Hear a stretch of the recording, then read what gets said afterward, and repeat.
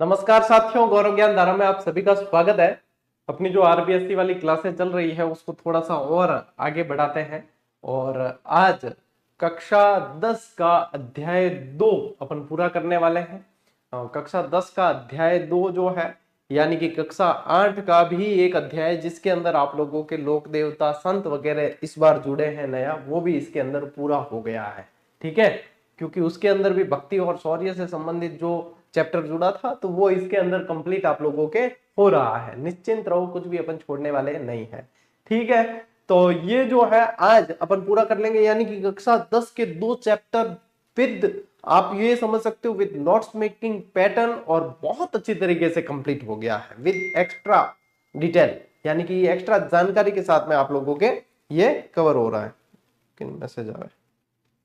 ठीक है, तो चलिए आगे बढ़ते हैं। अब कल जो संत अपने बाकी रह गए थे वो आज पढ़ लेते हैं। आज स्पेशली अपन पढ़ने वाले हैं उनमें मीराबाई जो है वो आप लोगों को पढ़ना है, क्योंकि हमेशा जो है मीराबाई से संबंधित प्रश्न पूछते ही पूछते हैं। ठीक है, तो चलिए देखिए मीराबाई के बारे में सबसे पहले अपन पढ़ते हैं। मीराबाई देखो मेवाड़ वंश की बहू थी। मेवाड़ का जो गुहिल वंश है उनकी बहू थी, भोजराज की पत्नी थी। ये पढ़ते हैं इनको। मीराबाई 16वीं सदी में भारत के महान संतों में से एक थी। कृष्ण भक्त थी मीराबाई, है ना, ये कृष्ण भक्त थी। मीरा को राजस्थान की राधा के नाम से जाना जाता है। क्या कहा जाता है? राधा के नाम से। इन्होंने जो पूजा की भगवान कृष्ण की, वो अपने पति मानते हुए इन्होंने पूजा की है। ठीक है, भगवान कृष्ण से जो है इस तरीके से इन्होंने मोह रख के पूजा की है। इनका जन्म मेड़ता के राठौड़ राव दूदा के पुत्र रतन सिंह के घर हुआ है। इन्हें रतन सिंह बाजोली के नाम से भी जानते थे। क्यों जानते थे? क्योंकि ये बाजोली के जागीरदार थे। टबरो हाथों हाथ याद करना जरूरी है। क्या ध्यान रखो, राव दूदा, दूदा तो इनके दद्दू हो गए एक तरीके से। दूदा उल्टा कर लो कि दादू, यानी कि इनके दादाजी हो गए। दूदा के पुत्र रतन सिंह जी है, इनके घर पे इनका जन्म हुआ है। कुड़की नामक स्थान पे इनका जन्म होता है और कुड़की वर्तमान में पड़ता है आप लोगों के ब्यावर के अंदर। कक्षा 10 की पुस्तक में अभी भी ये जो है कुड़की ब्यावर की जगह पाली बताया हुआ है, लेकिन कुड़की वर्तमान में कौन से जिले के अंदर चला गया? ब्यावर के अंदर चला गया। तो कहां जन्म हुआ है? कुड़की के अंदर। और यहाँ पे ध्यान रखें कि 1498 ईस्वी के अंदर इनका जन्म हुआ था। ठीक है, एक बीच में मैं आप लोगों को एक चीज बता रहा हूं, क्योंकि एक दो कमेंट मेरे सामने आए थे कि गुरुजी कालक्रम के प्रश्न पूछ रहे हैं और आप कालक्रम बता ही नहीं रहे। बेटा मैं जितना कालक्रम बताया ना होता तो कोई दूसरा बतावे कौन। मैं 3 तरीकों का कालक्रम बताया। एक तो जीजीडी फैक्ट्स के माध्यम से आप लोगों को कालक्रम दिए। ठीक है, यानी कि निःशुल्क, उसमें अपना कोई हित नहीं है। जीजीडी फैक्ट सभी के लिए निःशुल्क होता है। टेलीग्राम पे जो जीजीडी एजू हब है उस पर दे दिए थे।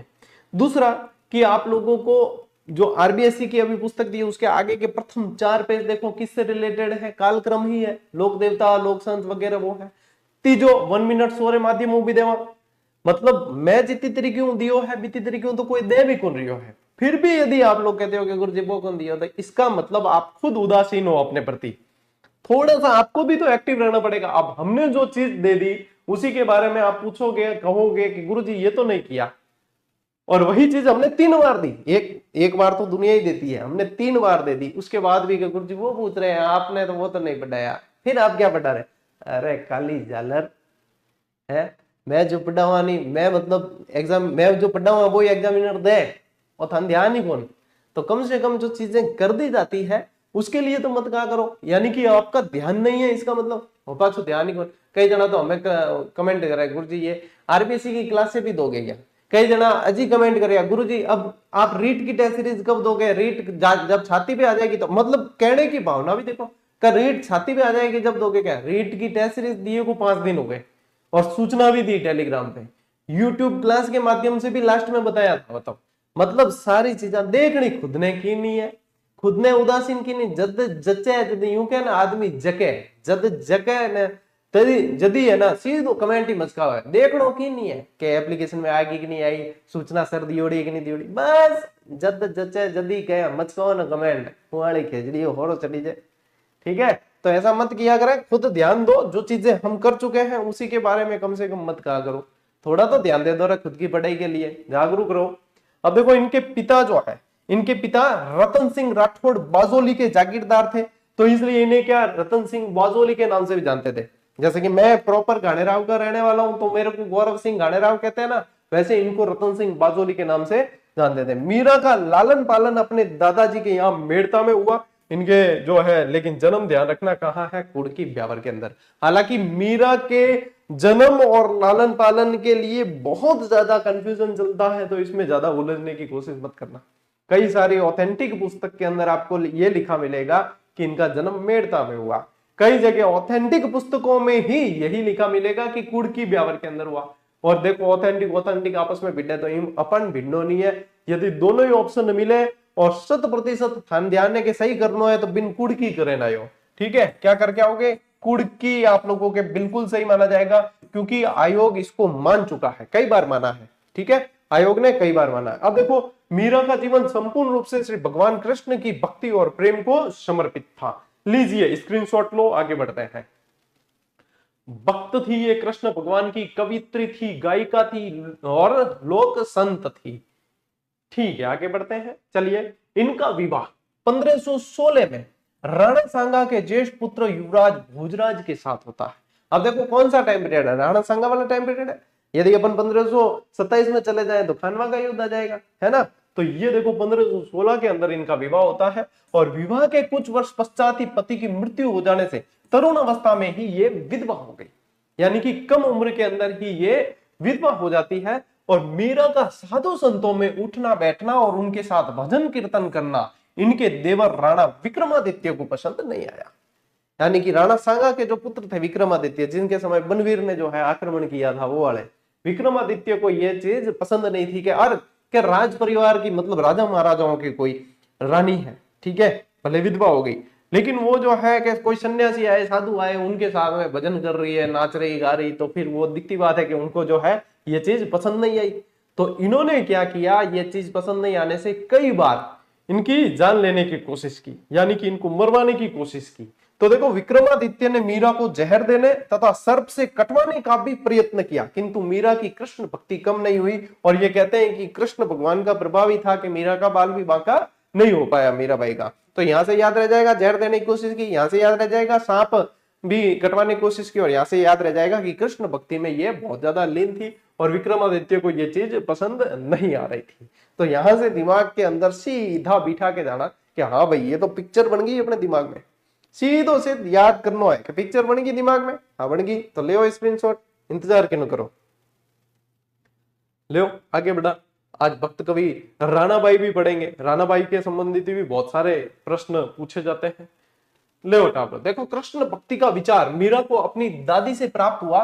एक बार एक बारात दूल्हे सहित जाते देखकर मीरा अत्यधिक प्रभावित हुई और अपनी दादी के पास जाकर उत्सुकता से अपने दूल्हे के बारे में पूछने लगी। बच्ची थी, छोटी बच्ची थी, और जब शादी की एक बारात जाते हुए देखा कि बारात जा रही है और देखा कि ये तो दूल्हा है और पूरे जो है सब जा रहे हैं, तो इन मीराबाई ने अपनी दादी से जाके पूछा कि मेरा दूल्हा कहाँ है।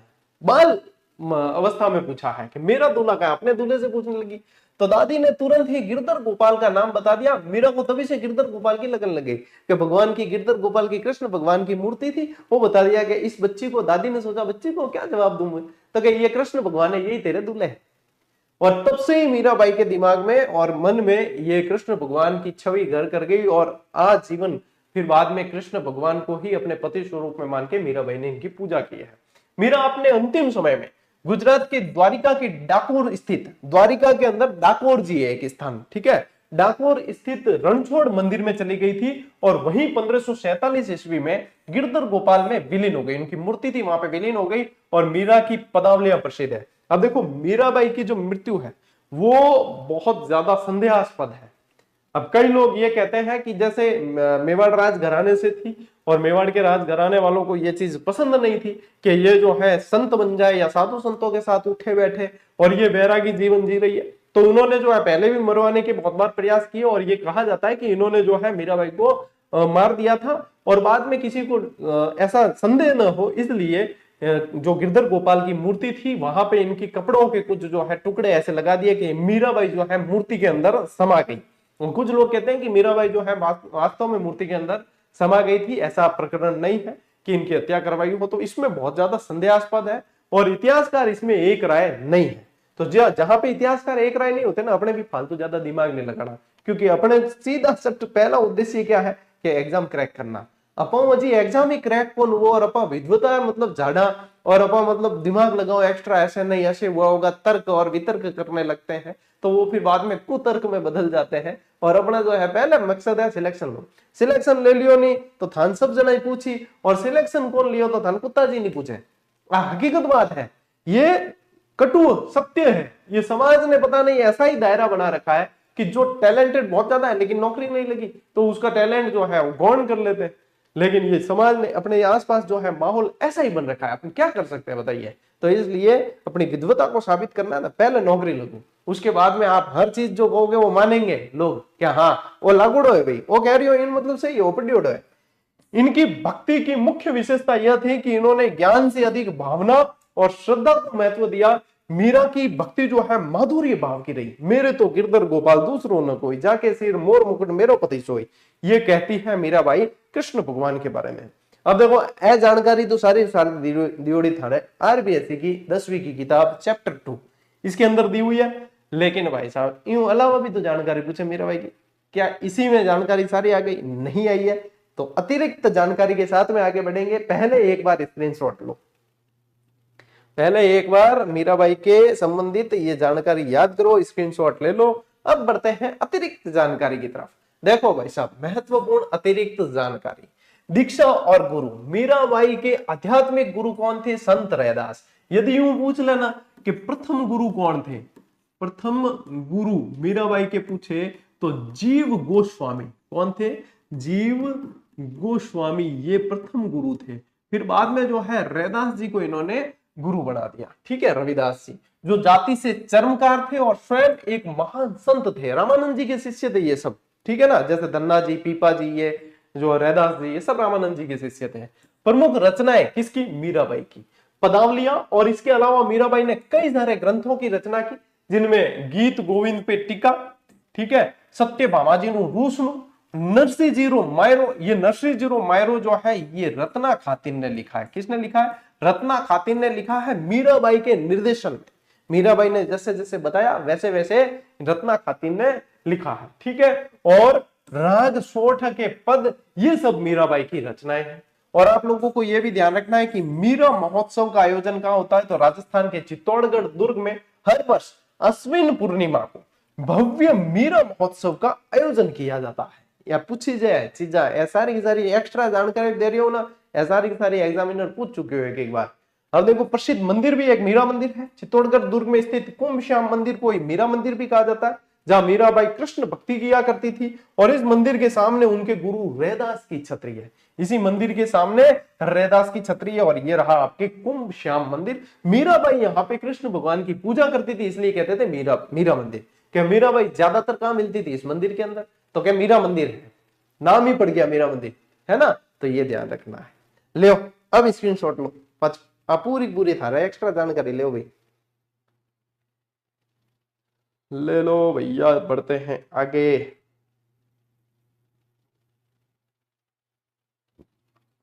चलिए देखो, अब पढ़ते हैं अपन राजस्थान की दूसरी मीरा। पहली मीरा कौन है बताओ? अरे बार पढ़ाया, वही तो पहली मीरा। राजस्थान की दूसरी मीरा किसे कहा जाता है? भक्त कवि रानाबाई को कहा जाता है। किन्हें कहा जाता है? संत रानाबाई। इनका जन्म मारवाड़ के हरनावा, जो मकराना के पास पड़ता है, वैशाख शुक्ला तृतीय 1504 को जाट परिवार में हुआ।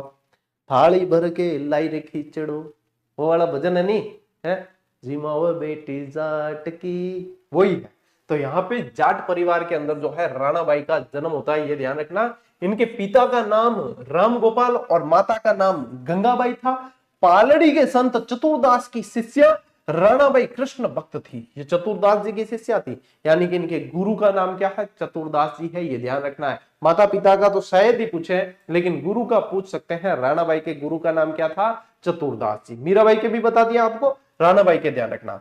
66 वर्ष की उम्र में हरनावा गांव में फाल्गुन शुक्ल त्रयोदशी को 1570 ईस्वी में राणाबाई ने जीवित समाधि ले ली थी। ठीक है, ये ध्यान रखना, 66 वर्ष की आयु में। और एक चीज ध्यान रखना क्या बता रहा था? हाँ, संत लालदास जी का जन्म कल जो है अपन ने क्लास के अंदर पढ़ा 1504 ईस्वी, और फिर पढ़ते हैं अपन 108 वर्ष की आयु में जो है इनका निधन हो गया था। तो वो कैलकुलेशन सही नहीं बैठ रही थी। एक्चुअली ये 1504 ईस्वी आपके आरबीएससी की किताब 10 की पुस्तक में ही दे रखा है। तो मैंने भी इतना फिर दिमाग नहीं लगाया वहां पे कि ये, फिर बच्चों के कमेंट आए थे, मैंने फिर से वापस वेरीफाई किया, और फिर मैंने वहां पे उसी कल की क्लास के कमेंट सेक्शन में एक कमेंट भी पिन किया है, क्या भाई साहब ये जन्म 1504 10वीं की किताब में भी मिस प्रिंट है, 1540 है, तभी ये कैलकुलेशन सही बैठती है। तो ये आप लोग भी करेक्शन कर लेना, 1540 कर लेना।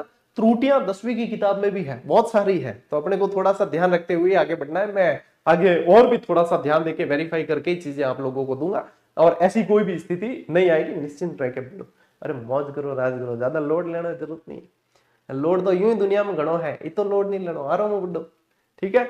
यहां प्रतिवर्ष भाद्रपद शुक्ला त्रयोदशी को एक विशाल मेला आयोजित होता है। ठीक है, एक विशाल मेला आयोजित होता है, तो ये भी आप लोगों को ध्यान रखना है। देखो, इन्हें कहा जाता है, संत रानाबाई को राजस्थान की दूसरी मीरा कहा जाता है। ठीक है, चलिए स्क्रीनशॉट लीजिए।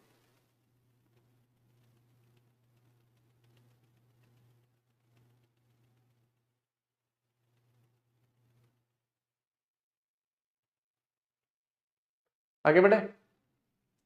हाँ भाई साहब, मोस्ट इंपॉर्टेंट कर देना, संत मावजी। लसाड़िया आंदोलन भी इनसे संबंधित है, ये भी ध्यान रखेंगे। संत मावजी का जन्म 1714 ईस्वी में शाबला गांव में हुआ है। और शाबला गांव कट पड़ा है छोरा, शाबला गांव है डूंगरपुर में। कहाँ है? डूंगरपुर। ये वागड़ वाले है ना, घूमने बुलाते ही नहीं है मुझे। मुझे बुलाते हो, मैं तो मनवार रो काचो हूँ रे, मन बुलाओ तो मैं तो घूमने आ जाऊँ। बांसवाड़ा घूमने की बहुत इच्छा है, बीच में एक बार प्लानिंग बन भी रही थी, फिर बन नहीं पाई, आ नहीं पाए, तो एक बार आऊंगा जरूर। हालांकि मैं है ना, ये प्रोफेशनल टूर पे बहुत कम जाता हूँ। प्रोफेशनल टूर में बहुत जने बुलाते हैं, जैसे कि बहुत सारी कोचिंग संस्थाएं होती है, तो वो भी बुलाती है, तो मैं जाता बहुत कम हूँ। हाँ, घूमने का शौकीन हूँ, घूमने चला जाता हूँ, कोई मित्रवत बुलाता है तो चले जाते हैं। बाकी प्रोफेशनल थे देखियो, मैं बहुत कम, ज्यादा सेमिनार वगैरह में कौन जाऊँ, तो लोग अक्सर मेरे से नाराज रहते हैं इस मामले में। क्या फेमस हुआ जी को आवे कौन?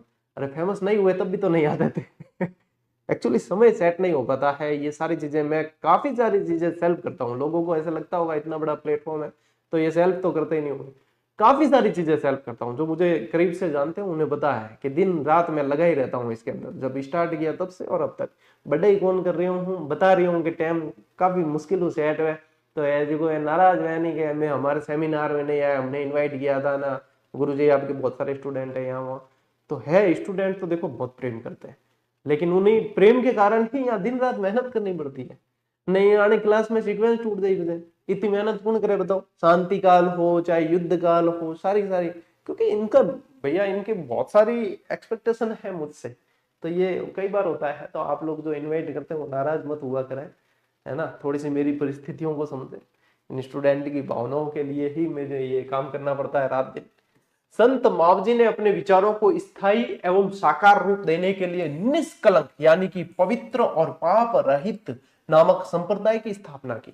निष्कलंक संप्रदाय है, कोई कलंक को लाग सके, ये किसने स्थापना की है? संत मावजी ने स्थापना की है। ठीक है, कहा जाता है कि जब इनकी आयु 12 वर्ष की थी तो ये घर छोड़कर माही और सोम नदी के संगम पर एक गुफा में तपस्या करने लगे। बताओ, अपा 12 वर्ष की आयु में अपा है ना, खेलने ऊंचा को नवा, और ये जितना संत और महापुरुष हुआ है, या 10-12 वर्ष की उम्र में तो मतलब जान लियो कि आने करनो के है नहीं। इसी स्थान पर संवत 1784 माघ शुक्ला एकादशी गुरुवार को ज्ञान प्राप्त हुआ, और उसी दिन वहां पर मावजी ने बेणेश्वर, यानी कि बेणेश्वर को कहा जाता है वैण वृंदावन। ठीक है, क्या कहा जाता है? मूल नाम क्या है? वैण वृंदावन, बेणेश्वर नामक धाम की स्थापना की। आप लोगों को पता है खंडित शिवलिंग की पूजा की जाती है यहाँ पे, और आदिवासियों का कुंभ नाम से सबसे बड़ा जो है मेला भरता है आदिवासियों का यहाँ पे। इसके बाद इन्होंने धर्मोपदेश देना आरंभ कर दिया, और अपने शिष्यों में बिना किसी भेदभाव के सभी जातियों के लोगों को शामिल किया। ये संतों की सबसे बड़ी विशेषता रही थी कि इन्होंने कभी भी जाति पाति को बढ़ावा नहीं दिया। जिसने जाति पाति को बढ़ावा दिया तो वो संत ही कैसे? जाति पाति को बढ़ावा नहीं दिया, मूर्ति पूजा को बढ़ावा नहीं दिया, आडंबरों को बढ़ावा नहीं दिया, कुरीतियों को बढ़ावा नहीं दिया। तो ये लोक संतों की सबसे बड़ी विशेषता रही है। और यूं पूछ ले थाने कोई पूछे ना कि लोक संतों की सबसे बड़ी देन क्या रही है, तो क्या कहोगे बताओ? सीधा पूछा, मान लो आप RS का इंटरव्यू देने गए और आपको सिर्फ 2-3 शब्दों के अंदर जवाब देना है कि संत संप्रदाय या भक्ति आंदोलन की सबसे बड़ी देन क्या रही है, तो उन्होंने क्षेत्रीय भाषाओं को जो है बहुत मजबूती से आगे लाया। ये सबसे बड़ी देन है, ध्यान रखना।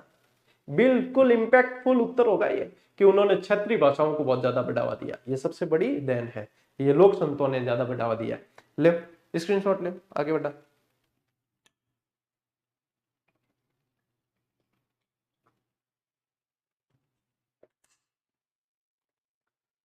देखिए भैया, इन्होंने लसाड़ा के पटेल भक्त की दान राशि से अहमदाबाद से कागज मंगवाया था। भाई साहब चौपड़ा ग्रंथ लिखिए नाड़ा, हाँ चौपड़ा ग्रंथ है। देखो एक बात मैं कह दूं कि मोबाइल की स्क्रीन आडी करो, कमेंट वाला सेक्शन बंद कर दो। क्लास लाइव नहीं है, प्रीमियर पे लाइव के जैसे चलती है, तो कमेंट में बचड़ा के मतलब नहीं है, तो कमेंट करो बंद और बढ़िया तरीके से देखो और थोड़ी सी क्वालिटी बता दो। बहुत शानदार क्लास की स्लाइड दिखती है, चित्र देख के भी आपको आनंद आता है और लिखावट भी बहुत बढ़िया नजर आती है। तो ये ऐसे पढ़ा करो, कमेंट लाइव चैट में करना जरूरी नहीं है, क्लास पूरी हो जाए बिंग बाद में थारी जो भावना वे डाउट वे तो लिख सको, है ना।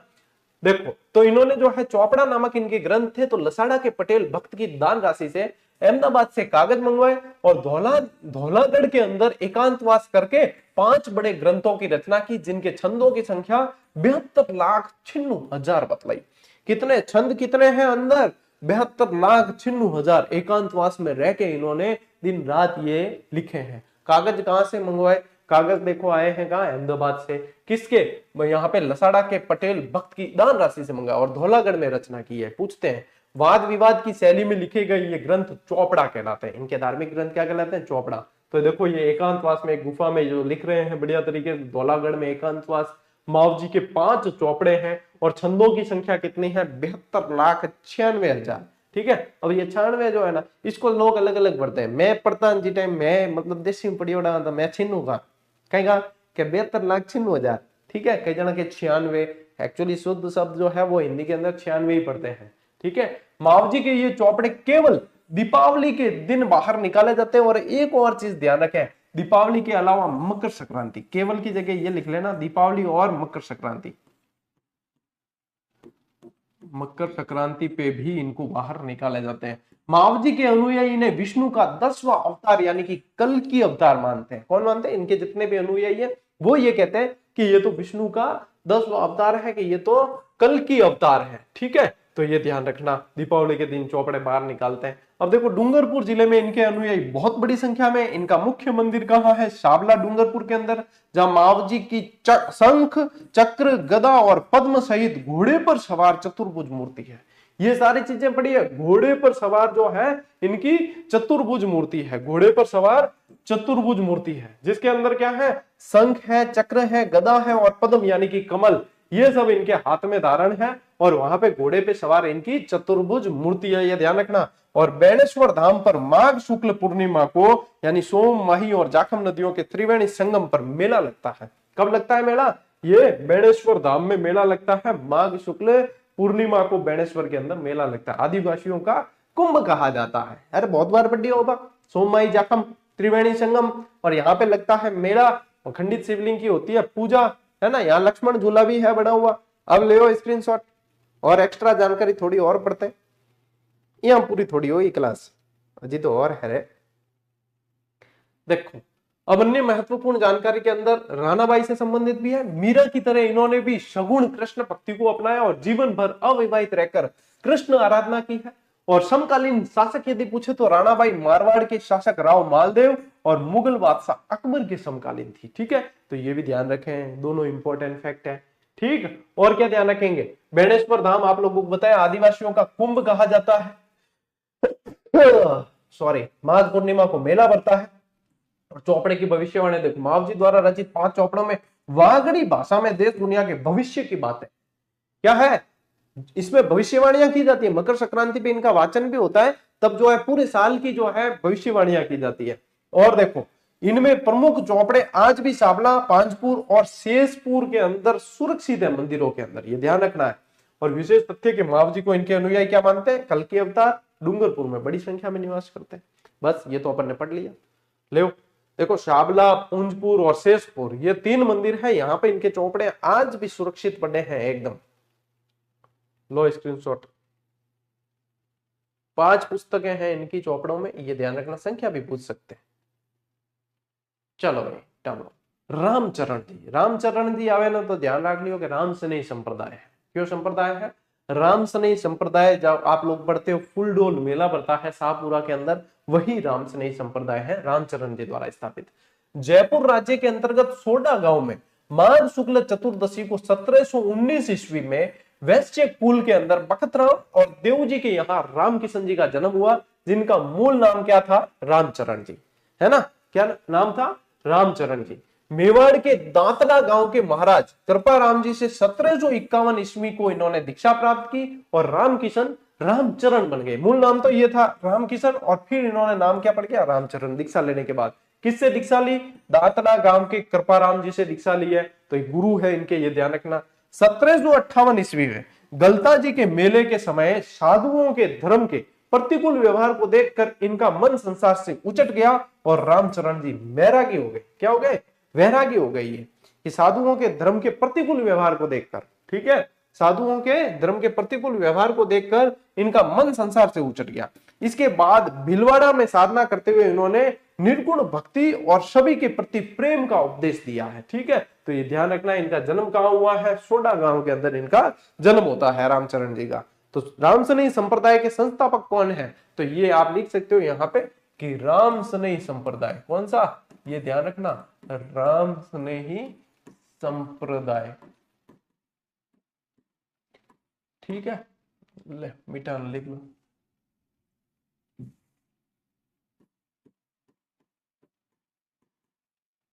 ठीक है, ले स्क्रीनशॉट। देखिए, रामचरण जी द्वारा प्रवर्तित पंथ कौन सा है? रामस्नेही संप्रदाय है, और इस संप्रदाय की 4 प्रधान शाखाएं हैं। इसकी 4 प्रधान, मुख्य जो शाखा है वो कौन सी है? शाहपुरा शाखा है। शाहपुरा शाखा के संस्थापक कौन है? रामचरण जी स्वयं है। फिर एक शाखा है रैण शाखा, जो दरियाव जी द्वारा स्थापित है। रैण बीकानेर दरियाव जी द्वारा स्थापित है। सिंहतल शाखा है एक, जो हरिराम दास जी द्वारा स्थापित है, और खेड़ापा जोधपुर वाली शाखा है जो रामदास जी द्वारा स्थापित है। तो ये 4 शाखाएं, और चारों के जो है प्रवर्तक आपको पूछते हैं, ये ध्यान रखेंगे। इन चारों शाखाओं में रामचरण जी को शाहपुरा शाखा का संस्थापक बताया। अन्य 3 के अंदर कौन सी है? रैण, सिंहतल और खेड़ापा।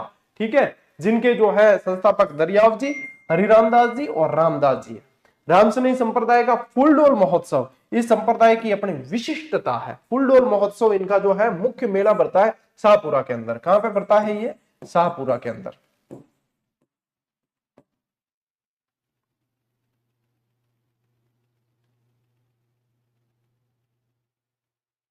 कहां बढ़ता है? शाहपुरा के अंदर बढ़ता है, ये ध्यान रखना है। ठीक है,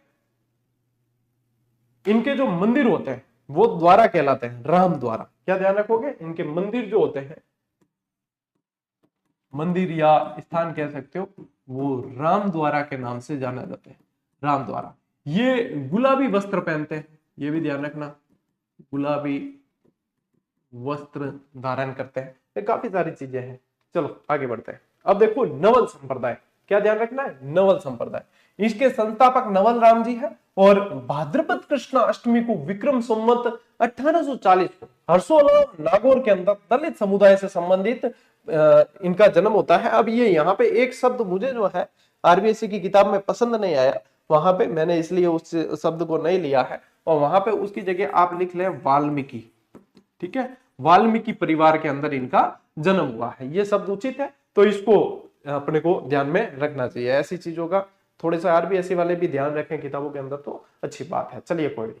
बचपन में आध्यात्मिकता की ओर इनका झुकाव देखकर इनके पिता खुशाल राम ने इन्हें रामानंद संप्रदाय के संत कर्ता राम के पास भेजा, और ये लाइन आपको बहुत कम पुस्तकों में देखने को मिलती है, मोस्ट इंपोर्टेंट कर देना, क्योंकि इतना ध्यान नहीं देते सब जने। तो आध्यात्मिकता की ओर इनका झुकाव देखा, तो इनके पिता कौन थे? खुशाल राम ने इन्हें रामानंद संप्रदाय के कर्ता राम के पास भेज दिया। देखो, रामानंद संप्रदाय और किसके पास भेज दिया? संत कर्ता राम के पास में इनको भेज दिया।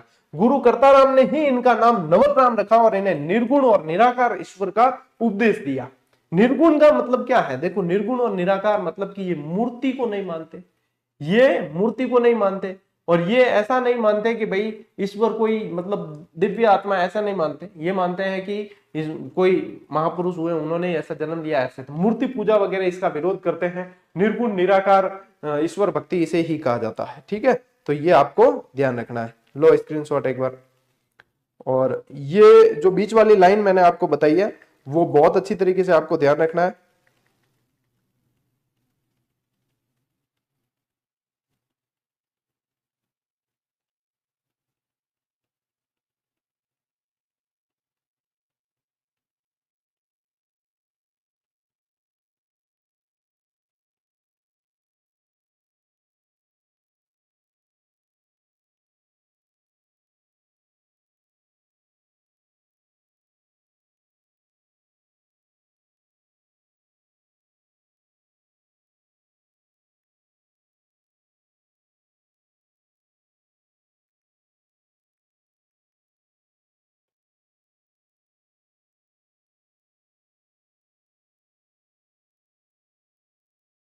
बड़े आगे, ठीक है। देखिए महर्षि नवलराम जी के बारे में।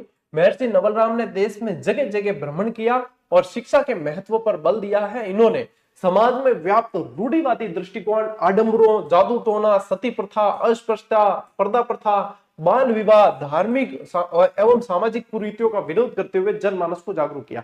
यानी कि कुल मिला के इन्होंने कुरीतियों का सारा जितनी कुरीतियां हैं उन सब का जो है इन्होंने विरोध किया है। महर्षि ने सत्य, गुरु और ईश्वर भक्ति को मोक्ष प्राप्त करने में सहायक बताया और इन्होंने एकेश्वरवाद का समर्थन किया और निराकार ईश्वर की उपासना की। नवलराम जी ने मारवाड़ी भाषा में अनेक भजन, दोहे, श्लोक, छंद, चौपाइयों की रचना की है और मारवाड़ के शासक मान सिंह इनका बड़ा सम्मान करते हैं। यानी कि ये किसके समकालीन थे? मान सिंह के समकालीन थे। नवल संप्रदाय की प्रधान पीठ कहाँ है? जोधपुर। ठीक है, जोधपुर। और खेड़ापा शाखा रामसनी संप्रदाय की, वो भी कहाँ है? जोधपुर के अंदर। और मैंने कौन सी बताई आपको? खेड़ापा। ये अच्छा, रैन मैंने आपको बीकानेर बताई शायद, रैन नागौर के अंदर है, ध्यान रख लेना। शायद मेरे दिमाग में उस और था, सिंहथल बीकानेर के अंदर है। फ्लो में शायद यही बताई होगी, चेक कर लेना। और खेड़ापा जोधपुर है। ठीक है, ये ध्यान रखना। रैन नागौर, सिंहथल बीकानेर, खेड़ापा जोधपुर। ये थोड़ा सा आपको देख लेना। मेरे अनुसार मैंने शायद रैन उस समय बीकानेर बोला है। तो अच्छा ठीक है। नवल संप्रदाय की प्रमुख पीठ कहाँ है? जोधपुर के अंदर। और इनका एक दोहा है, साधो भाई हम निर्गुण दिदारा, नाम अनाम में नाही, अभा अखंड स्वरूप हमारा। कि हम जो है निर्गुण निराकार ईश्वर को पूजने वाले हैं और ये सारा जो ब्रह्मांड है पूरा वो हमारा ही है। एकेश्वरवाद का समर्थन किया और निराकार ईश्वर की उपासना पर इन्होंने बल दिया है। नवल संप्रदाय की प्रमुख पीठ कहाँ है? जोधपुर के अंदर। ले भाई स्क्रीनशॉट ले टावरों। चलिए आगे बढ़ते हैं। अब देखो सांगलिया धुनी जो सीकर के अंदर पड़ती है, नेक्स्ट प्रश्न बन सकता है आपका यहां से। क्या है? सांगलिया धुनी सीकर, सीकर जिले के धोद तहसील में। अब देखो धोद, एक धोद बैंड भी प्रसिद्ध हुआ था यहाँ का, पता है? धोद बैंड भी बहुत चर्चा में रहा था, करंट का सवाल बना था। तो सीकर जिले की धोद तहसील के सांगलिया गांव में स्थित यह आश्रम सर्वंगी संप्रदाय का प्रमुख केंद्र है। बहुत अच्छी लाइन है और आने वाली है भाई साहब, एग्जाम में बनने लायक है। जिसकी स्थापना लक्कड़दास महाराज ने 1649 ईस्वी में की है। बहुत कम किताबों में इसका जिक्र देखने को मिलता है, इसीलिए आरबीएससी का महत्व अब बहुत ज्यादा बढ़ गया है कि भाई साहब यहां से इस तरीके से पढ़ना पड़ेगा। यह संप्रदाय जाति पात के भेद के स्थान पर मानव मात्र की समानता में विश्वास करती है। झाड़ फूंक व ताबीज में अविश्वास प्रकट करते हुए अनुयायियों को सन्मार्ग पर चलने की शिक्षा दी जाती है। क्या कहता है कि समानता ही हमारा धर्म है, सन्मार्ग पर चलना ही जीवन का उद्देश्य है। कहां पे? सांगलिया धुनी, सीकर के अंदर, धोद तहसील में। ले स्क्रीनशॉट, बहुत इंपॉर्टेंट जानकारी है। चलो और देखो अनुयायियों का मुख्य अभिवादन क्या है? जय साहब। इनके जो अनुयायी है वो मुख्य अभिवादन क्या करके करते हैं? जय साहब। आश्रम में प्रत्येक महीने की अमावस्या और पूर्णिमा को सत्संग का आयोजन होता है, जिसमें आडंबरों के स्थान पर केवल आध्यात्मिक भजन गाए जाते हैं। ग्रामीण क्षेत्र में शिक्षा को बढ़ावा देने के लिए आश्रम द्वारा बाबा खीवादास महाविद्यालय का संचालन भी किया जाता है। भाई साहब मोस्ट इंपोर्टेंट, यूं पूछ सके कि बाबा खीवादास महाविद्यालय का संचालन किसके द्वारा किया जाता है? तो सांगलिया धुनी द्वारा यह किया जाता है।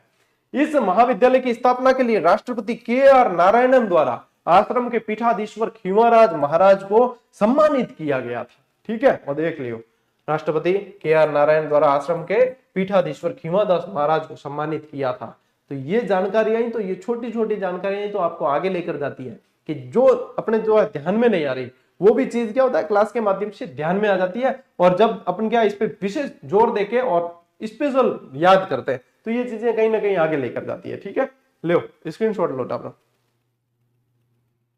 चलो भाई, इसी के साथ आपकी ये क्लास और 10वीं क्लास का दूसरा चैप्टर बहुत अच्छी तरीके से पूरा हुआ है। एक भी शब्द अपन ने नहीं छोड़ा है, एक भी लाइन नहीं छोड़ी है, अतिरिक्त जानकारी के साथ में पूरा किया और याद किया है। अब देखो, जो टॉपर कहता ना कि रीट की टेस्ट सीरीज गुरुजी 5 दिन पहले ही लॉन्च कर चुकिया थे, जो टॉपिक वाइज टेस्ट सीरीज पूरी तरीके था लॉन्च कर दी है। नए जीके के अंदर तो कथन कारण और वो वाले नए टेस्ट भी जोड़े हैं और अभी कुछ जुड़ने बाकी है, काम चल रहा है, लेकिन एक बार आप लोगों के लिए लॉन्च कर दिया कि 80% टेस्ट सीरीज जो है इसके अंदर टेस्ट जुड़ चुके हैं। तो अभ्यास आप जारी रख सकते हैं। बाकी के 20% जो उनपे काम चल रहा है तो वो लगभग महीने भर के अंदर जुड़ जाएंगे। टेस्ट के ऊपर सारे निर्देश लिखे हुए हैं, वहां जाके निर्देश पढ़ो ढंग से, एक भी चीज पूछने की आवश्यकता नहीं है।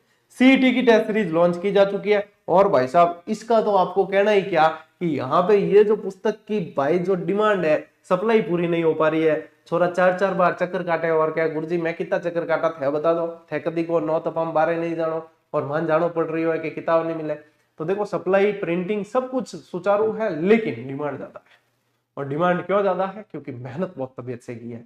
डिमांड कभी भी ये मत समझना मार्केटिंग से नहीं होती। आज दिन तक अपन ने अपनी क्लास, अपनी टेस्ट सीरीज या अपनी बुक की पेड मार्केटिंग नहीं की है। दुनिया भर के लोग कर चुके हैं पेड मार्केटिंग। आज दिन तक अपन ने पेड मार्केटिंग नहीं की है, पेड क्लास ही नहीं लेते, पेड मार्केटिंग नहीं करते, 1 रुपया मार्केटिंग के नाम पे खर्च नहीं करते अपन, और फिर भी डिमांड में रहती है।